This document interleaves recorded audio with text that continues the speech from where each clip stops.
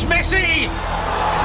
It is the cleanest of clean finishes from the best on the planet. It's time for the biggest sports stories. Liverpool, the champions of Europe, are top of the world. The biggest interviews. That such a great spectacle is ruined by such thuggish behavior. And all the analysis right here. He's the one player that has the arrogance to think that he can play in any stadium in the world and any pitch in the world in front of any player in the world and take them on. Every weekday, it's my sport, it's your sport. It's ZiFM Sport. Let's join the team for the biggest show in the world of sport on ZiFM Stereo. My station, your station. It's a very good evening, Zimbabwe. It is a Friday and a phenomenal Friday because we got cup finals coming up. We have all of that and so much more in the beautiful game. That's the second half of the show. Yes, if you've been listening to ZiFM Sport long enough, you know the structure. And the structure is led by a phenomenal team. Mike Madoda, Chris Midzi, Alois Bunjira, our producer Sean Tafirenyika, and my name is Barry Manandi. Now, if you're here for the first time, you might be thinking, oh my goodness, there's so many phenomenals, so much fantastic. What can we look forward to? Well, this is what's up. On the home front, Kaizer Chiefs coach Ernst Middendorp has conceded that star forward Khama Billiats has not been at his best this season, but refused to be severely critical of the Zimbabwean star. In international sports news, there are 3 playoff places up for grabs and 4 teams all in close enough contention for those spots to make for an exciting final 3 league rounds of the domestic AU competition in Australia. That, of course, is Super Rugby AU. And around the world in 60, we take off in Oxford, where the Williams Formula One team have been bought by a US-based investment firm after being put up for sale in May. We head over to Massachusetts, where 4 players share the lead after a low-scoring opening day in the Northern Trust as Tommy Fleetwood was left ruining a costly finish. And in Florida, Anthony Davis scored 31 points and grabbed 11 rebounds as the LA Lakers leveled their first-round series with the Portland Trail Blazers with a 111-88 Game 2 win. We then have our play of the day, getting the party started with Fire Friday. And then we ask the question, which way does the pendulum of European glory swing? This is the weekend. The UEFA Champions League and the Europa League are decided. Tonight, Antonio Conte's Internazionale, flying the flag of Italy, go toe-to-toe with 5-time winners Sevilla of Spain in the final of the Europa League. And then on Sunday night, one of the true aristocrats of Europe, Bayern Munich of Germany, will clash with French champions PSG. It's heritage versus cold, hard cash in what should be a thrilling UEFA Champions League final. Can't wait to get to the beautiful game. And can't wait to get into the shows, so why should we? Let's get into it with our power play. This one's a new track from Knox. It is an absolute banger. It's called My Melody. It's featuring Master KG from South Africa. The Warriors, the Chevrons, the Cheetahs, the Mighty Warriors, and the Sables. From the pool to the track to the field, we are Team Zimbabwe. The Home Front. Local sports news and analysis. Okay, you can catch and find us on social media, all the platforms. We are there at Mike Madoda, at Chris Midzi, at Gazaman14 for Alois Bunjira, at Barry Manandi, that's mine, at Sean Tafirenyika as our producer, at Mark Pozo. Don't forget the big guy. And the one you should follow is at ZiFM Sport. Right, let's get into it with the home front. And Kaizer Chiefs coach Ernst Middendorp has conceded that star forward Khama Billiats has not been at his best this season, but refused to severely be critical of the Zimbabwean star. Billiat has come under scrutiny from Chiefs supporters for having scored just 1 goal in 19 appearances for the club in 2019-2020 season. Following their 3-1 defeat to Bloemfontein Celtic, Middendorp acknowledged the player's underperformance, but insisted he will continue to show support for the diminutive attacker.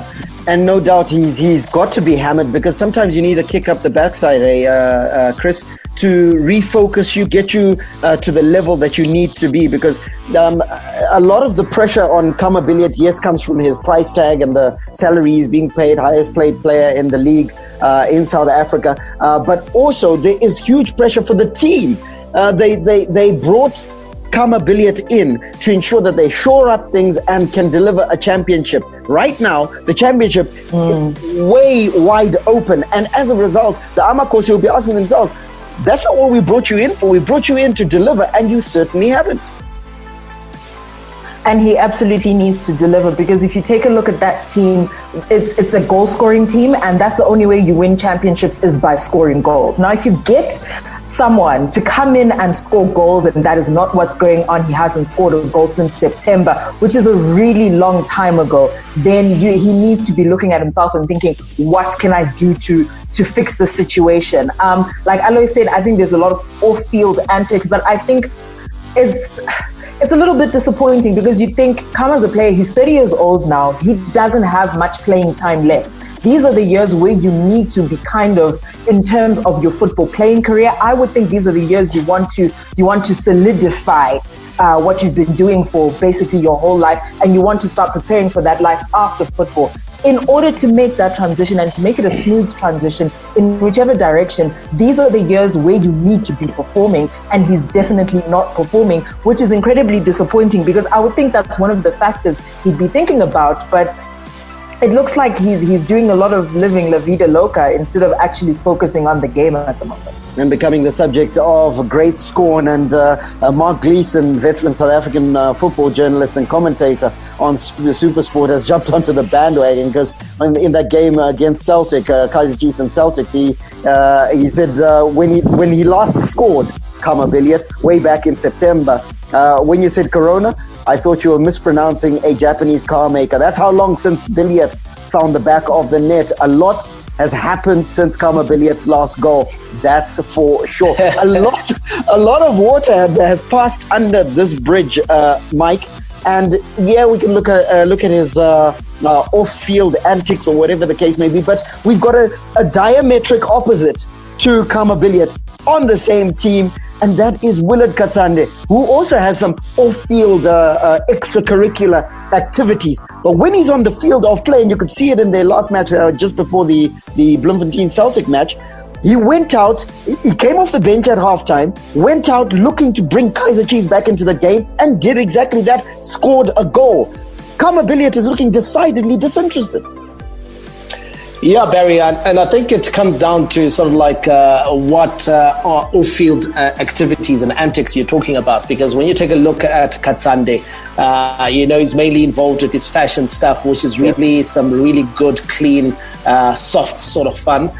It's not time-consuming, it's not laborious, it's got no effect on his physique or his conditioning, and so I really have no problems there. And the fact that Willard Katsande is at least a couple of years older than Khama Billiats, but yet he seems to have more energy, he seems to have more drive. That for me is a concern, not just for Kaizer Chiefs, but also for the Warriors. Remember, Khama Billiats is often touted as the main man.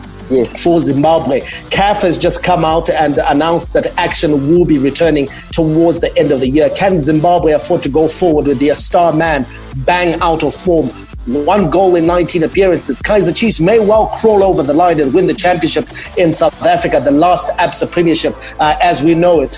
But it certainly won't be because of the contribution of Khama Billiats. He's been woeful. He's been absolutely poor for the Amakhosi. And yet he was bought by the Amakhosi to not just add glamour, not just to add star quality, but to be the man that drives the offense, that drives the creativity and the goals for Kaizer Chiefs. And he has been bang poor. It's an unpopular opinion, Barry, and you'll find out that, listen, if people listen to this, especially if it's Zimbabwean persuasion, we are going to be accused of a lot of stuff. And one of the things that's often talked about is a lack of patriotism. But you know what?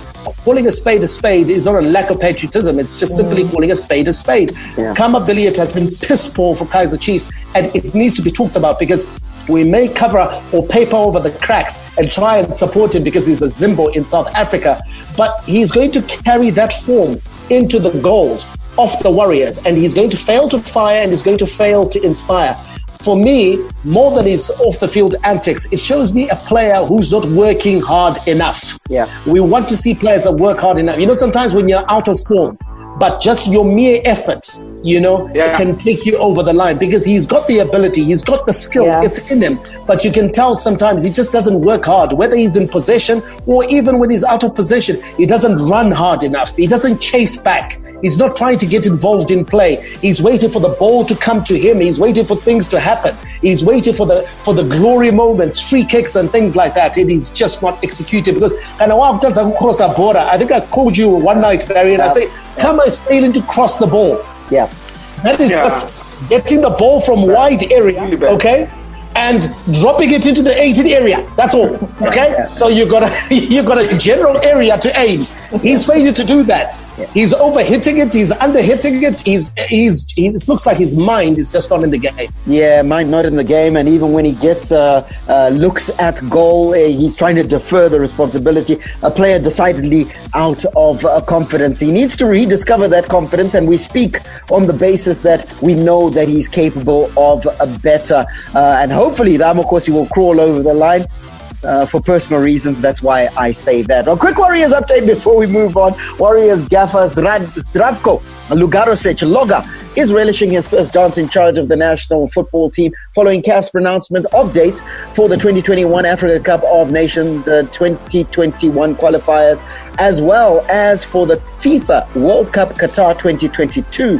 The Continental Football Mother Body revealed that the qualifiers will resume with the round of double headers from the 9th to the 17th of November, a development that has elated Lugarosic, who was yet to preside over a Warriors match since his appointment way back in January. How is it, guys? Elvis Tibula Pomba Moyo, WPF. This is The Bomb. All Africa heavyweight champion 2-time. You are listening to ZiFM Sport.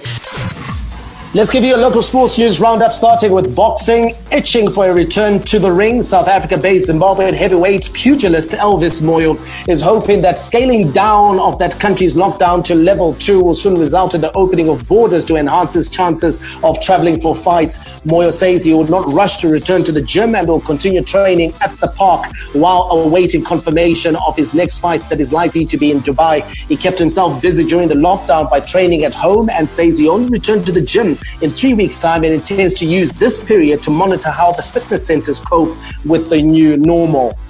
In darts news, National Darts Association of Zimbabwe will have to wait a bit longer before they resume their games, as the request for a resumption of activities was rejected. The association, led by their president, Maynard Moyo, wanted their players back in action and submitted another application to the SRC, that's the Sports and Recreation Commission, to be allowed to restart their activities. Moyo, who has also served as leader of the African Union Sports Council Region 5 Darts Confederation, said the green light was not granted and urged all the players to observe the ruling. And we finish on a sad note. Sports journalists are mourning the passing away of pioneering former Sunday News and Newsday sports editor Wellington Tony. Wellington was a long-time member of the Sports Writers Association of Zimbabwe, who also once occupied a post in the association's southern region structures and always enlivened meetings with frank debate.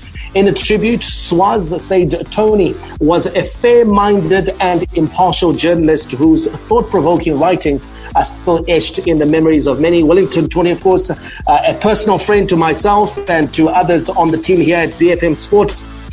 Barry, this one is a bit of a shocker. Because here is a guy, I think, that was loved across the divide,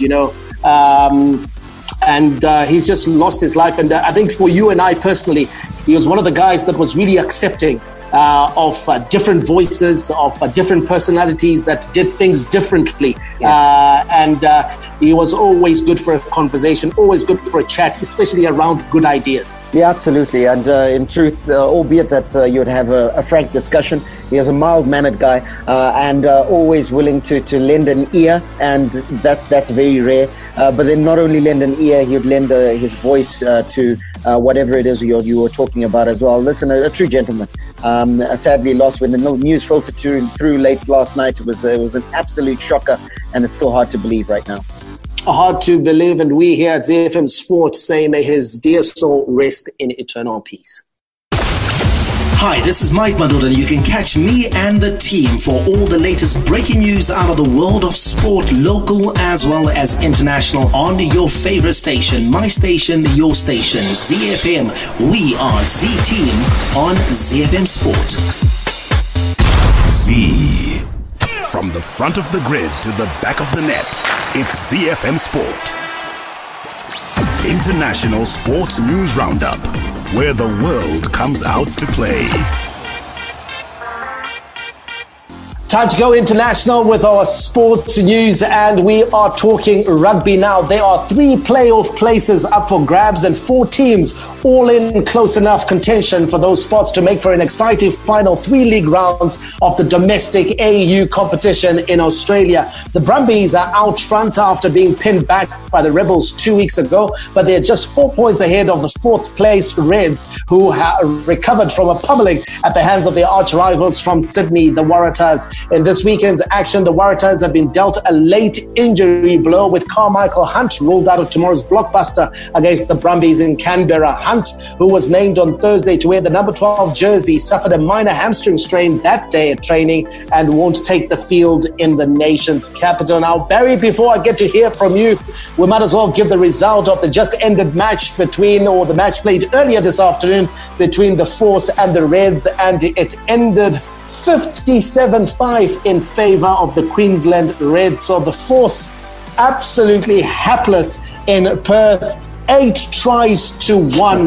They were kept scoreless in the first half. The score was 15-0. And then in the second half, the Reds opened up the afterburners, scoring 42 points, whilst the Force could only manage the solitary 1 try, which gave them 5 points. So it's a mauling, Barry, and we did suspect that the Western Force would be out of their depth in Super Rugby AU on a number of bases. First of all, even when they were one of the franchise sides in Super Rugby, they were the worst of the Australian bunch, which was the worst of the teams of the conferences in Super Rugby.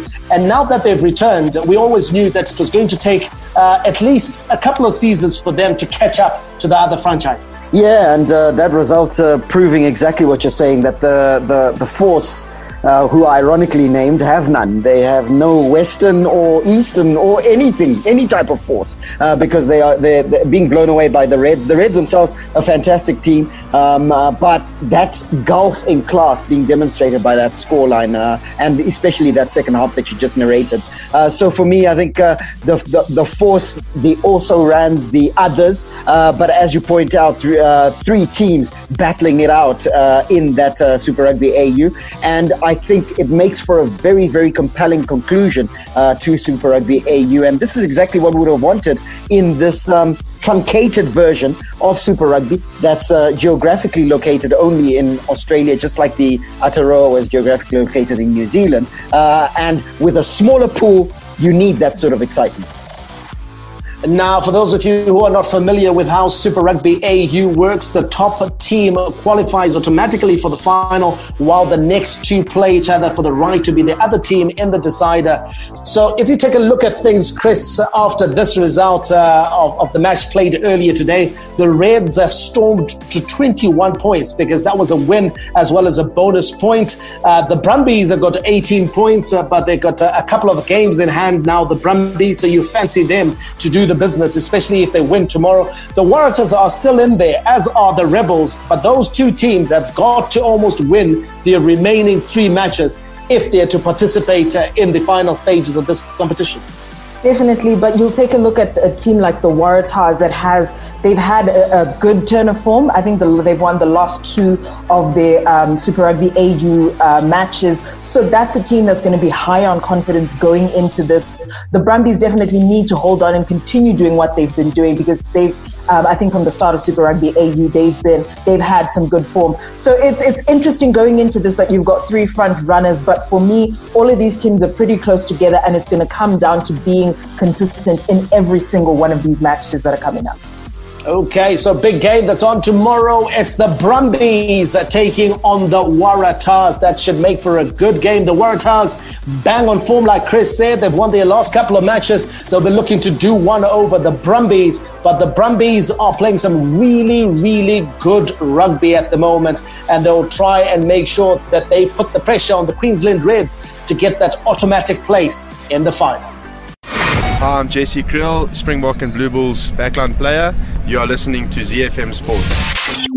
Around the world in 60 seconds. International sports news. We'll take off in Oxford, where Williams Formula One team have been bought by US-based investment firm Doralton Capital after being put up for sale in May. The announcement of the purchase comes in the week that all 10 Formula One teams signed up to the new Concord Agreement governing the sport, which has been designed to ensure a more level playing field in the future. The Williams name will remain in place, with the new owners saying they have no plans to relocate from their traditional base in Grove, Oxfordshire. We head over to Massachusetts, where 4 players share the lead after a low-scoring opening day at the Northern Trust, as Tommy Fleetwood was left ruining a costly finish. Russell Henley followed birdies at the 15th and 17th with a tap-in eagle at the last to post a 7-under 64 at TPC Boston, seeing him join Harris English, Kevin Streelman and Cameron Davis on top of the leaderboard. We touched down in Florida, where Anthony Davis scored 31 points and grabbed 11 rebounds as the LA Lakers leveled their first-round series with the Portland Trail Blazers with 111-88 Game 2 win. LeBron James added a modest 10 points with 6 rebounds and 7 assists in 27 minutes as the Lakers rebounded from a 100-93 defeat to the 8-seeded Blazers in Game 1. Eastern Conference first seed Milwaukee Bucks also leveled their series at 1 apiece after defeating Orlando Magic 111-96. Elsewhere, Miami Heat and Houston Rockets now lead their series 2-0 following wins over the Indiana Pacers and Oklahoma City Thunder, respectively. Hi, I'm Clemens Matau, chicken in midfielder. You're listening to ZiFM Sports. The big leagues, the big teams, the big players. The beautiful game on ZiFM Sport. All right, now we mentioned the fact that there are 2 cup finals in European competition this coming weekend. It all kicks off tonight with the Europa League final, and Inter Milan boss Antonio Conte dismissed questions about his future ahead of tonight's Europa League final against Sevilla by insisting he has learned to live in the moment. Uncertainty surrounds Conte's position with the Serie A runners-up after he complained publicly of a lack of protection from the club and his work not being recognized. The former Chelsea manager is on the cusp of guiding Inter to their first European trophy since they won the Champions League under Jose Mourinho a decade ago. Now, Conte has already expressed his desire to discuss his concerns with club president Steven Zhang at the end of the season, but for the time being is fully focused on claiming glory in Cologne. Come ho detto anche in precedenza, la parola paura non fa parte del mio vocabolario. As I've said in the past, the word fear is not part of my vocabulary. It must not be a part of my players' vocabulary either. As we did for Shakhtar, we have great respect for Sevilla. We think highly of their team, their history, and their experience in this competition. I repeat, we have great respect for them. But at the same time, if we're here, if we reach the final, it's because we have to play our own way, and we'll try in every way possible as best as we can. Now, it's not ideal, guys, to have a manager who's a little bit jittery about his position, especially with what Antonio Conte has brought to Inter Milan, ultimately ending Serie A as runners-up, which is a creditable finish, Mike. And you've got to think to yourself that there should have been at least some certainty by now, because they're in a European final. Yeah, absolutely. It's not a good place, but you do get, though, that the sort of like impression that Antonio Conte is fully focused on this game. He has got a winning mentality, and I think this emanated from him as a player. You remember him, of course, in the Juventus midfield. He was part of the glory days when Juventus was always in the UEFA Champions League final. Yes, they may have only won it once, but he was a driving force in that team that featured the likes of Roberto Baggio, Zinedine Zidane, Alessandro Del Piero, Nedved, etc. And he's taken that sort of mentality to his management as well. He's a born winner. He's always won trophies at wherever he has managed. He won 3 league titles. Remember this glory run that Juventus is on of 9 consecutive Scudetti. It started with 3 under Antonio Conte. He then went to Chelsea. He won the double at Chelsea in his first season, at the first time of asking. So he's a born winner, and he's on the cusp of winning another trophy. It will be Inter's first trophy in Europe in 10 years. He's fully focused on that. Why? Because it will give him leverage in his discussions with Stephen Zhang, who is the club president. So, and not only that, if in the event that discussion doesn't go well, it also gives him very clout on the transfer market, as it were, with prospective suitors, because he'll say, listen, look at me, guys. I may not have agreed with Stephen Zhang. Things may have gone wrong at Inter Milan, but look at me. I took Inter to within 1 point of Juventus, the champions, the closest we've been in a long time, and I took Inter to European glory in the Europa League versus very good competition in the form of Sevilla. That's if they get over the line. So for him, he means business. He intends to win this, Barry, and the way his team performed in that semi-final, very pragmatic.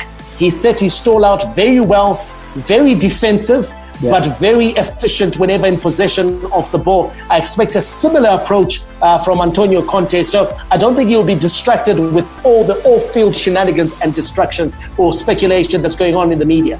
The one thing that we can't deny is that Antonio Conte has turned Inter Milan into a winning outfit, the same mentality that he holds, and into a formidable team, Alois, because it's almost like it's a team now made in England almost, because you look at the amount of former Premier League players all around the pitch, your Alexis Sanchez's of this world, Ashley Young's, your Romelu Lukaku's, your Victor Moses's, players who know how to play at the intensity that Antonio Conte demands, and you fully expect that today, Alois, you're going to see again high intensity coming from Inter Milan. Yeah, very obviously we discussed about it. People just being unfair on Antonio Conte. Look at it now. One win achieved from Juventus. That is phenomenal. You guys have been running away. Remember, I am the one who has been complaining how you say we're just running out with this league title. But they got a very competition from Inter time around, and to be on Conte, this is his first season when he's trying to build a team, and for him to actually be a team that is actually for the championship the way he has, he really deserves credit, he deserves respect, and now he has got a team in the final of the Euro Cup, where I can actually say that. If you look by the performances of the finalists right now, I put my money Inter. They've been playing intensive football. Like they're playing good football and they are scoring goals. So I don't know where all the criticism and all the speculation is coming from. The Inter president, what more do you want? He is for 1 year and he has already delivered these kind of results. So what do you want? Expecting? What do you, it's a trajectory that you can already see is going up. All you need to do is actually support him and solidify the team, strengthen him, so that you just that gap and win the championship. That's all. And honestly speaking, if they win the Euro Cup, you would have more success with the Juventus coach, because Juventus he is now runners up in the Italy and Euro Cup. I think it's more great to him than the Euro. So I don't know exactly where it is coming from. But if it was to, I think he should just stay antiques, stop about whatever is happening in the media and focus on the job, because already for those that actually can see fairly, objectively, he is already a winner. He doesn't the job. Absolutely a winner, Alois, and it's a fair point to talk about that winning mentality, because you can see it in the way that he's brought the team back after the restart in Serie A, and then of course how he's gone about his business in the Europa League. Now, looking specifically at tonight's game, Chris, it's the first time that they are facing Sevilla, but generally they know what's coming, and we'll talk about that momentarily. But first, let's get the thoughts of Sevilla midfielder Nemanja Gudež, who spoke about his team's unity ahead of the final, because Sevilla is a formidable opponent indeed. Una gran calidad de este equipo es la unidad y I always say that a great quality of this team is unity and that we always work together, and you've been able to see that on the pitch at many different points of the season. Although very good players have arrived, the credit goes to the coach for having made us such a united team. Inter are a Champions League team who are competing for trophies every year in Italy, but we know what we have, and if we focus, we can beat anyone. I have full confidence in us, and we will do our best to win the game. Z. Now, Chris, as we said, the first time that these teams are meeting, and if you look at just the pedigree of the two teams, you lean towards Inter. But if you've been watching football, you'll think to yourself, my goodness, it's quite a football match tonight, because Sevilla under Julen Lopetegui are an organized and very, very hard-fighting, resilient team. We could see that never say die attitude in their last matchup against Manchester United. No matter what happened in that particular match, they were still able to dominate, and to dominate a Manchester United side that weren't playing particularly terribly that night. So I think Sevilla stands out for that. But I think what's more interesting in this particular one is how efficient Inter Milan are with the chances that they do get. Inter Milan's the kind of team where they get their opportunities, they're able to take them, and that's what makes the difference. They play effective football, like Mike said. It's not necessarily, particularly great on the eye like Sevilla, but for them, they're able to capitalize on every one of the opportunities that they get in a match. And I think at this level, in a final, it's not necessarily about the pretty kind of football that we all like to see, but it's more about managing to get the results, and especially for Antonio Conte, where he's already shown, especially speaking publicly, that he's not necessarily having his work recognized. So I think for him, what's most important here is just the result. The result being very important to both teams, whether it's Inter Milan or Sevilla, certainly because it is a cup final, an opportunity for Sevilla to cement their franchise and almost a monopoly over the Europa League. They owned it some seasons ago. They have the potential of winning yet another one tonight. Let's get the thoughts of the studio team in terms of a result. Michael, let's start with you. I am going for 2-1 to Inter. 2-1 to Inter, so an Inter win. Chris, is it the Nerazzurri or is it Sevilla that walks away with this one? I'm with Mike. It's a 2-1 win for Inter Milan. 2-1 win for Inter Milan. 3 goals in it. Alois Munjira, we're going to see goals tonight. Yeah, we're going to see goals. A lot of goals. When I look at Sevilla in the last game, they were toothless as Manchester United scraped through. Whereas in Milan, they were fantastic. They were leader in their semi-final. So I'm looking at the same trend here. Inter going to be leader. Ruthless. 3-1. 3-1. 3-1 Inter Milan. Well, the one thing that we certainly all do agree with is that Sevilla is going to score. I'm going for a 2-1 victory for Sevilla, only to be different. Hi, I'm Vario's coach Zdravko Logarušić, and you are listening to ZiFM Sport. Sports with a difference. Z.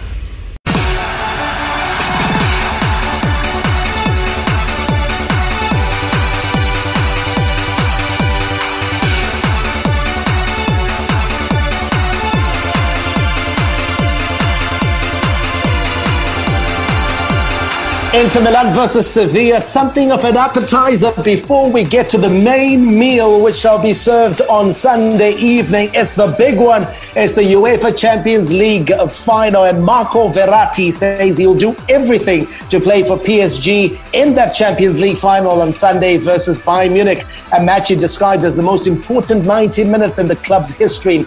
Italy midfielder Verratti was unable to play in the quarterfinal triumph over Atalanta due to a calf injury that plagued him prior to travelling to Lisbon. The 27-year-old is doing what he can to be involved, but accepts the final decision lies with head coach Thomas Tuchel. Now, speaking ahead of the final, former Norway international, now football pundit Jan Fjortoft believes if Bayern gives PSG chances like they did versus Lyon, PSG will win it. Flick knows, and I know, and you guys know, that if you let a team like PSG get 5 chances, as Lyon got yesterday or last night, they will lose the final, because Neymar, Mbappe, Di Maria, they will create something, they will score on those chances.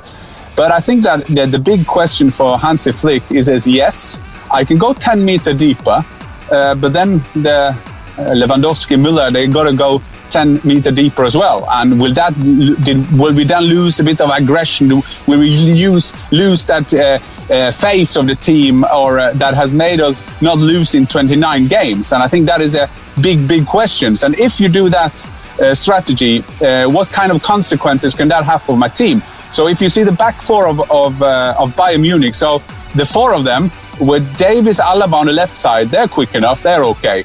Although Davies can attack and Maria can go, yeah, he can go and attack. I will just use that space when we win the ball again. On the other right side, you have Boateng and Kimmich. Could he then think, maybe I should put Pavard in because he's quicker than Kimmich? And what do I do with Kimmich? I have to keep him in the team. Should I then put him in central at the number 6 instead of maybe Thiago? So the consequence of doing that is that you maybe loses a team that beats Barcelona 8-2, winning 3-0 in a semi-final, and you haven't lost. You've broken all records in Champions League in scoring goals, the kind of thing with Lewandowski and all that. So I think there's a big decision for Flick to make. I think it's most likely, although these challenges need to be solved and answered in front of the team and himself, that he will keep going what he's done, because this is Bayern Munich. And he also saw the game PSG against Atalanta. And Atalanta, as long as they were not too tired, they were aggressive. They were hunting the ball and the opponent all over the pitch. So I think it's most likely. But I think for Flick now, there is a lot of thinking to do. And that is a place there where we've got to start, Alois. Bayern's defending hasn't exactly been the best in Lisbon. They've given teams opportunities. They've given teams a chance to score. What has won them games has been their ruthless attack, their incisive attacking play and scoring, of course, led by Lewandowski and Thomas Müller and Serge Gnabry. But they're going to have to defend better against the PSG side that has the likes of Angel Di Maria, that has the likes of Kylian Mbappe, as well as Neymar. Yeah, the pundit is actually 100% correct. When you look at the situation, Bayern defense is just, and now they're facing a team that has got probably the best attacking force, one of the attacking force in European football. It's 50-50. Bayern, they thrive on that. PSG have on attack. Look at the attacking quartet of PSG. Mbappe, Di Maria, you have your Neymar, it's just awash with quality.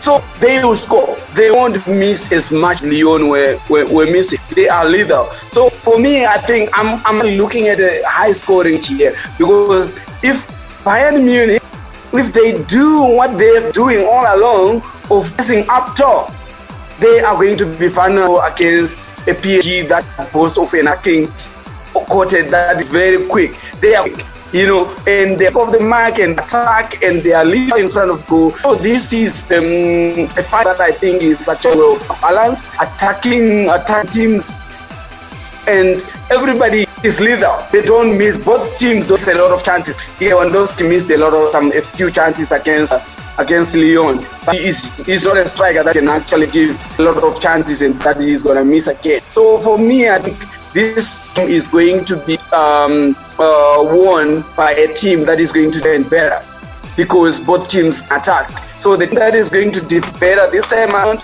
is going to take the trophy. But for Bayern Munich, I'm sorry, if they continue, if they do what they're doing, pressing up top, they're going to be found out. If they do that, I'll give it to PSG. Okay, Chris, PSG, they're appearing in this final for the first time. Thomas Tuchel, their manager, in that final for the first time.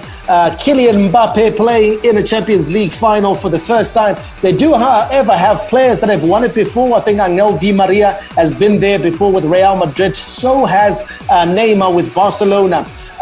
Will that experience of it being the first time for a number of the players serve as greater motivation for them to go out and do the business? It could serve as greater motivation for them. I think there's always that, beginner's luck, as it were, that could work in their favor. But at the same time, I think in competitions like the Champions League, that degree of maturity and experience counts for something. And not being able to have a lot of previous experience in this competition and just... I don't know, some of it's a bit like a robbery, let me put it that way. Some teams you just need, in particular situations, players who are experienced enough to know what to do in particular situations. If the initial game plan is not working, you need players who are mature enough to be able to know what to do in a competition like a cup final like this. So it could work against them, it could work for them. It all depends, I think, on what state of mind they go into the match with. If they do have a good state of mind, they'll be able to use that beginner's luck, as it were, to their advantage. The opponents of the night are one of the aristocrats of European football, Bayern Munich, and football pundit Steve Nicol says it could be another walkover for the Germans if they maintain their intensity. Have you seen Neymar and Mbappe in the other games, by the way? Mbappe had a bit part against Atlanta, and Neymar in the two games, by the way, it was Leipzig and Atlanta they've played. You know, they haven't played world-class opposition. And Neymar, for all his flicks and his tricks and everything else, he's missed 4 incredible opportunities in these 2 games. He's not been at his best. So, listen, they haven't beaten anybody yet, in my opinion. And if you're Hansi Flick and you decide to change what's made you unstoppable, why would you do it? It makes no sense. All the pressure's on PSG to handle Bayern Munich. If I'm a Hansi Flick and I'm looking at these 2 sides, I'm going, I'll tell you what, I'm glad I'm the manager of Bayern Munich, because they're going to have a problem. Because the way we play and the way we've been playing, if we get after them, knowing the history of their defence, it could be another walkover. So if I'm Hansi Flick, I don't change anything. Barry, we've talked about the qualities of PSG. We've talked about some of the defensive deficiencies of Bayern Munich. But surely we've got to start with that equally exciting and powerful attacking trident that Bayern Munich have in the form of Robert Lewandowski, Thomas Muller, as well as Serge Gnabry. They are full of goals, haven't they? And they've shown it in the bubble. Loads of goals, and in truth, it's all a situation whereby, and yes, I agree with Alois to an extent that the team that defends better is going to win the match. But ultimately, goals win your matches. So they're goals that need to be scored. And for me, I think the attacking trio that you just mentioned of Bayern Munich's probably has a slight edge in the sense that they get also goals being chipped in from midfield. Here's where I think that this game is going to be won. I think the game is going to be won on how well each of the 2 attacking threes defend, if you get what I'm saying, how they play without the ball. In the sense that when you put Bayern Munich under pressure, high up the field. So if Neymar, Mbappe, and if it's Angel Di Maria or Mauro Icardi, whichever one of those that is selected, but likely Di Maria, put pressure on the defense, put pressure on the holding midfielder Thiago Alcantara of Bayern Munich, then he's not going to be able to pick the passes that he does. Similarly, on the other side, if Bayern works as hard as they normally do outside of possession, then PSG is going to find it very difficult to then get into their rhythm, and that intensity then works on their behalf. So depending on how well each of those threes plays without the ball, that's going to determine the result in this game. Okay, so it's all set up for a very interesting match now. Alois, I want us to talk about a very interesting matchup that we're going to see on Sunday night, and that is the clash between Kylian Mbappe and Young Davis, the left back of Bayern Munich. I mean, They've got speed, they've got skill. One is an attacker, one is a defender, and it's all going to be happening down that right attacking channel for PSG. Yeah, it's going to be interesting, Mike. You know, when that Mbappe tries speed, but then he's playing against somebody who is actually trying speed. It's going to be interesting to actually see. I think now it's going to be about trickery. You know, the one who has got the tricks is going to, you know, this is going to be exciting, guys. To be honest, I haven't had a mouth-watering fire in the Europa Champions League than this one. Coming to think of this going to be happening, it's going to be very high. A lot of bets that we're going to see. We hear also that PSG players have been broke 500,000 francs each for winning the Europa Champions League by the fans of the club. 5,000 is a lot of money. But honestly, guys, these guys are not to be playing for money. They are going to be playing for legacy. You know, for them to be the best PSG players to win the Champions League, they are going to be for that. So it's going to be very exciting. You know, but like I say, all eyes are going to be on that right side, the attacking side of Paris Saint-Germain, because we have got speedsters that are on that side. One is going to be attacking speed, and the other one obviously is going to be defending with speed. But the trick is, Mike, is Mbappe going to be defending enough? Because that boy also goes forward, attack with speed. Is Mbappe going to have that defensive ability to track that ball down with speed and contain him? It's going to be exciting. I can't wait for Sunday. Honestly. Yeah, can't wait for it. It's going to be a good one. And guys, I think just as we wrap up the show, enough time for us to predict this one. Which way does it go? Barry Menandi, you're a Bayern Munich fan, so I know you're going to speak and vote with your heart more than your head. Yeah. Give me a scoreline. I certainly am, and I'm going to go with a 3-1 win for Bayern Munich. 3-1, Chris. This is so tricky. I love both of these teams and they've both been playing great football, but I think we're going to have some beginner's luck and PSG is going to win this one 2-1. 2-1 to PSG. Alois. Chris, you just took the sign away from me. I don't know if you were reading my mind, but you know what? I've got this feeling that, you know, the winners luck, I believe it 100%. But there is also this issue, a team that is doing all the sorts of hacking and winning matches in the round robin is going to get disappointed in the end. So PSG 2-1. Okay, and I am going to go with Barry on this one. I think Bayern Munich have got the experience, and I think they may well cash in the crucial moments. So I think I'm going to go with 2-1 to Bayern Munich in terms of winning this cup. Indeed, and Bayern Munich's motto is Mia sans Mia.